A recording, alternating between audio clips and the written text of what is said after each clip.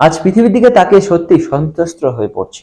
কেউ বিশ্বযুদ্ধ শব্দটা উচ্চারণ করছে না, কিন্তু তার ছায়া চারিদিকে ছড়িয়ে পড়েছে। পশ্চিম এশিয়ার কারণে আকাশে আগুন, দক্ষিণ এশিয়ার সীমান্তে গোলাগুলি, আর সোশ্যাল মিডিয়ায় আবেগের ঢেউ, সব মিলিয়ে অদ্ভুত অদ্ভুত এক সময়ের মধ্যে দিয়ে যাচ্ছি আমরা। তার মধ্যে মারাত্মক খবর, আয়াতুল্লাহ খামেনি কি সত্যি নিহত? মধ্যপ্রাচ্যে ইরান ও ইসরায়েলের নতুন সংঘাত মাত্রা নিয়েছে। আন্তর্জাতিক বিশ্লেষকরা বলেছে, এই পরিস্থিতিতে বহুদিনের চাপা উত্তেজনার ফল। ইরানের দীর্ঘদিনের সর্বোচ্চ নেতা আয়াতুল্লাহ খামেনির নাম এখন বিশ্ব রাজনীতির কেন্দ্রে। প্রায় 37 বছর ধরে তিনি ইরানের সর্বোচ্চ ক্ষমতায় ছিলেন। রাষ্ট্রপতি বদলেছে, সরকার বদলেছে, কিন্তু চূড়ান্ত সিদ্ধান্তের ক্ষমতা ছিল তার হাতেই। সেনাবাহিনী, বিচার ব্যবস্থা, রাষ্ট্রীয় সম্প্রসার, নিরাপত্তা সংস্থা, সবকিছু। অনেকে এখন আবেগে তাকে প্রতিরোধের প্রতীক বলেছে, কিন্তু প্রশ্ন হচ্ছে, আমরা কি তার শাসনের পুরোটা ছবি জানি? খামেনির আমলে ইরানের রাজনৈতিক বিরোধিতা কঠোরভাবে দমন করা হয়েছে। এই কথা আন্তর্জাতিক মানবাধিকার সংস্থাগুলির রিপোর্টে বারবার উঠে এসেছে।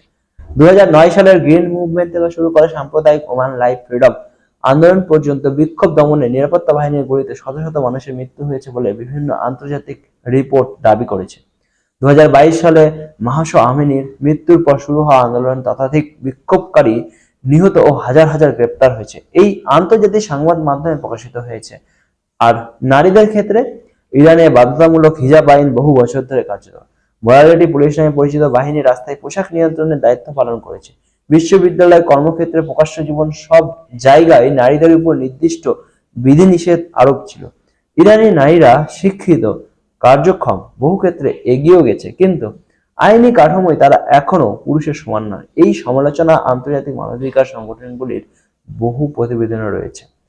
এইদিকে আমেরিকা তেলের লোভে উস্কানি দিচ্ছে। এগুলো বলা মানে যুদ্ধ সমর্থন করা নয়, বরং পুরো বাস্তবটা বোঝা। কোনো রাষ্ট্রনেতাকে সমর্থন বা বিরোধিতা করার আগে তার শাসনের মানবিক মূল্য কত ছিল সেটাও জানা জরুরি।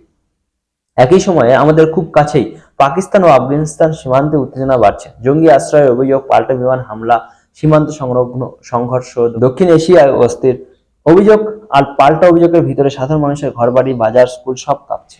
এদিকে দুবাইয়ে হামলা চালাচ্ছে ইরান। দুবাইয়ের অবস্থা দেখে হতভম্ব হয়ে পড়েছে। সবকিছু মিলিয়ে মনে হচ্ছে পৃথিবী যেন এক অদৃশ্য দাবার ছকে সাজানো। বড় শক্তিগুলো গুলি চালাচ্ছে, কিন্তু বোর্ডের উপর যে মানুষগুলি আছে তারা তো গুটি নয়, তারা আমাদের মতোই পরিবার, সন্তান, স্বপ্ন নিয়ে বাঁচতে চাওয়া মানুষ। এই সমস্ত ঘটনার ভিতর দাঁড়িয়ে আমরা ভারতের নাগরিকরা কি ভাববো?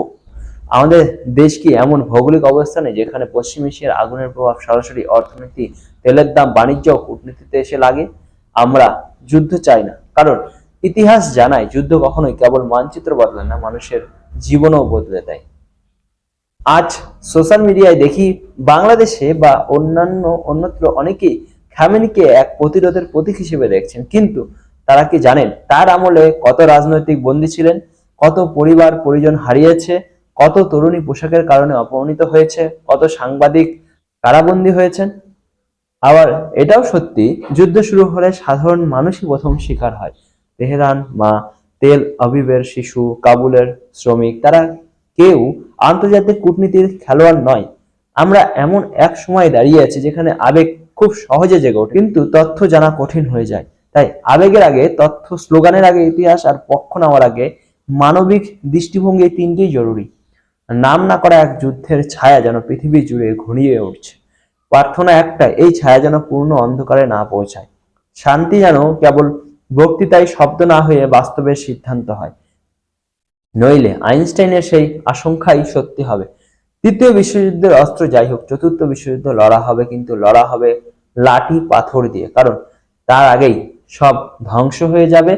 মানুষ আবার শুরু করবে সেই আদিম যুগ।